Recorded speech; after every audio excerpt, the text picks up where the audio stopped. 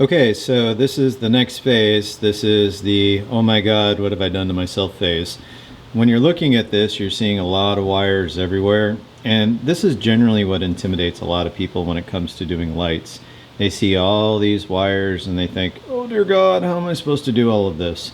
I know it can look a little bit overwhelming at first, but when you think about how few lights are on here, it's really not that daunting to do. It's more tedious and time consuming to trim the wires, strip back the casings, and then match everything up in sets. So right now, this is where I'm at with the lights tacked in. I know it looks like a rat's nest, and I'll be cleaning that up just like I did on the green one. Working on the back of the vehicle, I don't know if I'm going to use these mounts right here for an actual bumper or not. I'm trying to keep the vehicle as bobtailed as possible. However, I still want to have some lights back here to help me differentiate the front from the rear of the vehicle. The problem is that there's this little ridge that's in there. If you look really closely at it, that little ridge in there is going to catch the drill bit and it's going to walk all over the place. And well, I know it's not needed to be neat or anything else. The trick that I use is actually a little small handheld Dremel tool. I'll take that little bit right there and I'll run it up right against that, and that'll give me a little bit of a little divot, and then I can put the drill bit in there and it will keep it from walking out. So I wouldn't exactly call it a pro tip, just one of mine.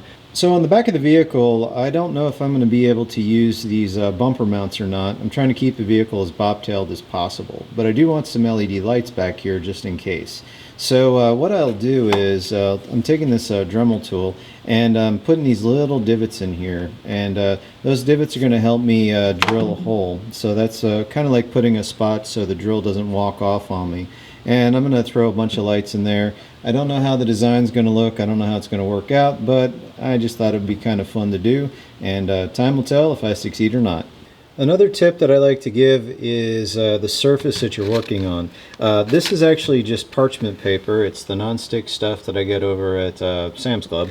And the reason why I like doing that is if you forget to do that and your surface is something that you like to keep nice, you're going to get this glue residue all over. It's really disgusting. The parchment paper helps out a lot, and I forgot to do it, and then I was like, oh, I should probably share that little secret.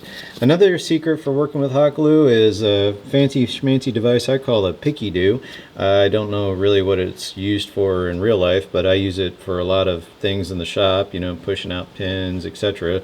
This one here, well, I don't even know where I got it from. I usually just go down to Harbor Freight and get little cheapy Picky Doos for $1 or $2. Dental picks work just fine.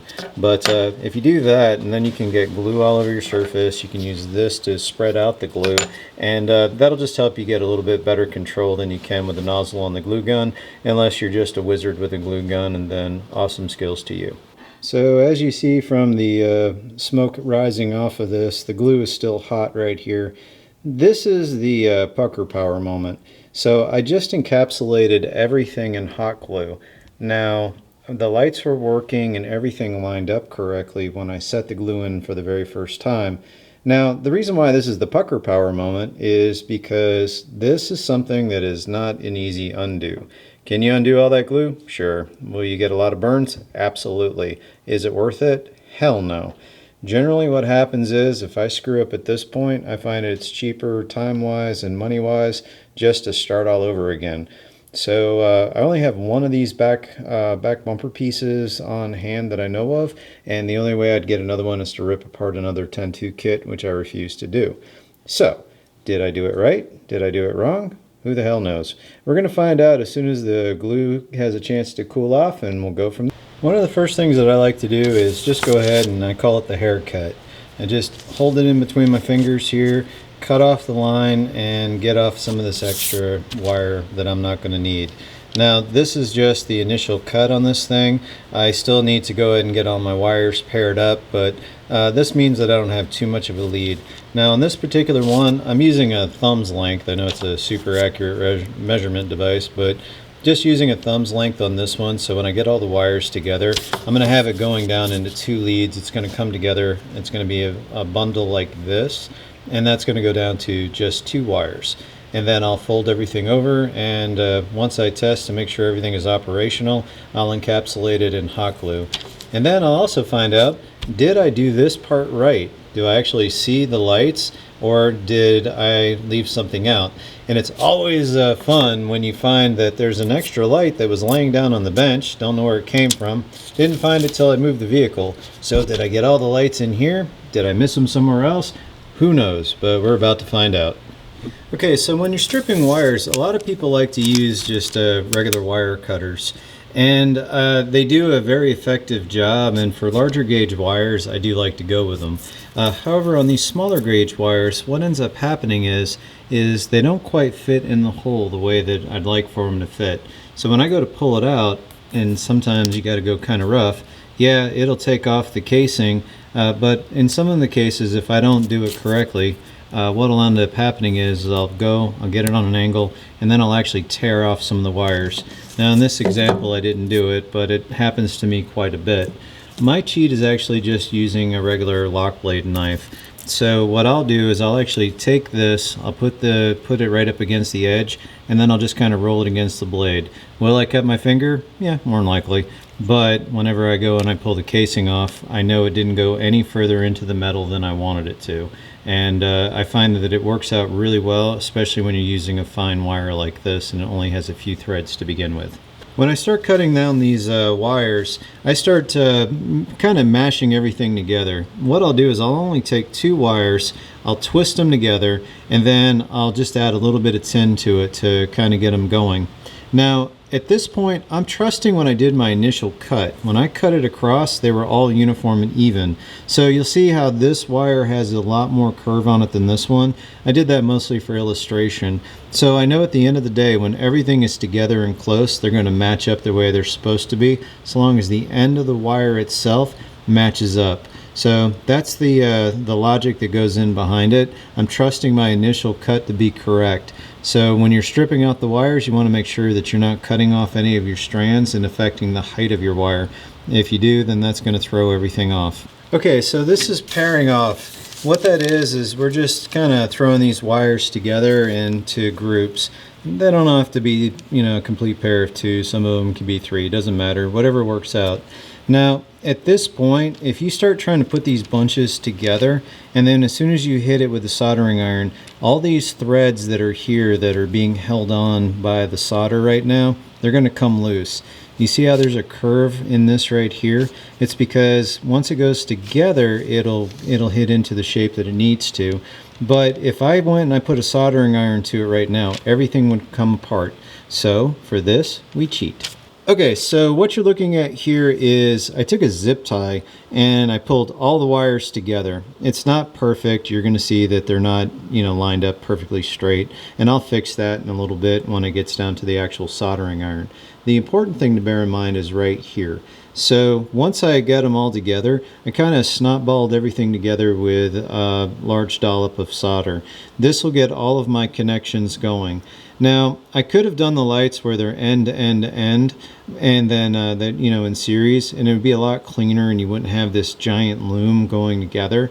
However, this is a crawler, and what ends up happening, or at least it does to me, is if I cut one of these wires, I might lose a single light. If I cut one of these wires that's in series, I lose them all. So for me, I'd rather have a giant loom of wires that goes down to 2 smaller wires, and then that goes out to the tree, rather than risk everything just off of a cleaner or better looking connection. It's all going to be under the hood of my car, so I don't care. But when you're working on yours, do it the way that works out comfortably for you. This is just the way that works out for me. So when I'm working on this and I want to get the zip tie off, I never ever cut at the wire. What I do is I actually go to where the zip tie goes into one another, and I just snap it right there. That way the zip tie comes off and I don't risk hitting any of my wires. Can you jam something in there and open it up and save the zip tie? Probably can. But since I can get like a million of these things for next to nothing, I just rather cut the zip tie and be done with it. Okay, so for this next part, we're actually going to stop and we're going to test. Now, I got my wires, they're all soldered together. The connections look like they're good. Now, did I do this correctly? That's going to be the first question. And then I will also say this as well. Normally the answer is no. It's not going to be perfect every single time. Something could have been missed. That magical light that just showed up could have been out of the mix. I have no idea until I actually test the thing. So when you get to this point, if the lights don't work the way that they're supposed to, don't be discouraged. That's just part of how it's done. This is chasing down a problem, but you're catching it at an early phase. Right now we just have some hot glue here. We have a couple of lights put together and they're ready to rock and roll there. But if I have a light that's not lined in here perfectly, meaning it's not shining straight out, which your odds are really good I don't, then at this point I can still fix it. I can still correct it. It's when you get it mounted into the vehicle and you have all the heat shrink in place and you have it all taken down, chasing down a problem at that stage of life is a complete pain in the butt. So do yourself a favor. Test all the time. It's like when you watch a cooking show on TV and you see the chefs who are testing the food, and the ones that suck are the ones that don't test. Same thing when you're working with your electronics. You gotta test it. So right now we're about to find out together whether or not what I did succeeded or failed. So I'm gonna make this discovery, on the fly. So before I do that, this is a little homemade contraption I came up with. It's basically just so I can connect it to a battery. If these 2 points touch, we're going to get some serious arcing and sparking, and I promise it'll be an attention getter. Generally what I'll do is I'll actually take it, I'll put it together this way. I try to keep the connections as far apart as possible so that they're not touching. When I go to put this battery in, now we're going to see, did I do my job or not? Let's find out. And the answer is no. Looks like one of the lights is pushed down here on the side. So all the lights are in place, but this one LED that you're seeing right here, this LED is pushed down into it. So the question I ask myself at this point is, do I risk ruining everything to fix that one light, or do I roll with it as it is? Well, it's me, so I'm gonna try to fix it. So let's see if I can. So in my first attempt at chasing down the problem, turns out the LED light did not fall on the inside. It's the one that fell completely out. So in this case here, should be a fairly simple fix. I took and I ran a drill bit all the way through, and I did this by hand. I didn't use a drill, and figured out where the point is supposed to be. What I'm going to do is I'm actually going to take a heat gun. I'm going to warm up the glue, not a whole heck of a lot, not worrying about the other end over here, and then I'm going to try to slip the LED in, see if it works, and if so, I'll trim it down, tie it into the sequence, and go from there. Okay, so before I apply any glue, I need to make sure that what I did worked. So I warmed up the glue here, and then I took an X-Acto knife and I went inside. I cut out some of the material. I used the same drill bit to put the hole in to kind of push through and to make sure it works. Now, my test battery was up here, so let's give it a test. Did I do it? It looks like I can see some light. Let me try to hold this thing. So there we go. The light actually functions. So I've got what I want, and looks like it's going to work out pretty good. Now you'll notice I had originally drilled a few more holes and then I ended up not using them, and that's because when I started to get inside it was getting too close to the edge over here, and I have some plans for it, so I decided let's just stop where I'm at here. I got the effect that I was looking for. I didn't need to get crazy. So now I know this works. I'm going to hit it with some glue. I'm going to go ahead and get it tied in the sequence, and then I'll follow up and show you how to work your bundle. So I'm actually going to take this this LED light that I just created and use it as a happy accident. I was going to do it with the lead wire going in, but I might as well do it with this. So what I did is I cut the wire really long, and as you see I kind of stripped it out. And I'm going to give this what I like to call the Swami treatment. I'm going to take this wire, as soon as I cover it with some flux, I'm going to take this wire, wrap it around, and get it inside the snot ball, just so I have some extra coverage. That way if I have a wire that's just kind of hanging on by a thread, haha, pun, it'll actually have a little bit more surface coverage in there. And as you can see, it doesn't really add to the mass of the thing. I don't have to add in any extra material. I can already use what's existing and just add to the strength of the structure. Okay, so I corrected my wire ends, and now we get to see, did I do my job? Alrighty. I do love when I get the hot glue stuck in the end though. Alrighty, and yes, we have lights. So all of them are working the way that they're supposed to. So 5 on the top, 5 on the bottom. So we got blue, blue, blue, blue, 3 red, 3 white. So those are my my American flag themes going right there. And next I am going to go ahead and start addressing my loom. The first thing you're going to note on the loom is how I put it together. So I cut off the zip ties and then I added in some heat shrink. Now I like using a Wirefly marine heat shrink, and the reason why, it's adhesive lined, so it's going to help hold everything together, but it also has a 3-to-1 ratio, so it really shrinks down and holds everything in place. It's good. It's a good and it's a really snug and tight connection that's in here. So I've got all of my wires in here are all cleaned up and ready to go. Now what I'm going to do is I'm going to create a sleeve that's going to go down, and then I can do one more sleeve that's going to push everything together. So this is going to be the extent of the connection right there. And like I said, I know it's pretty big. It's kind of chunky, but there's other ways of doing it, but this is the way that I like to do it on crawlers. It works for me, and it's also really easy for me to, or easier for me to fix on the fly should something go wrong when I'm out on the trail. Okay, for this next step, I want to take a moment and give you a little insight on what I'm doing. So you're going to see that I have 2 different forms of heat shrink here. One smaller, one a little bit larger. Now there's a logic behind this. These are adhesive lined heat shrink tubing, right? But if I just use this one and it shrinks down, it could shrink down but leave gaps in there where water could get past it and corrode the wires. Now I'm going to be running this thing in a lot of water, or I anticipate I'm going to be running it in a lot of water, so I want to make sure that it's protected.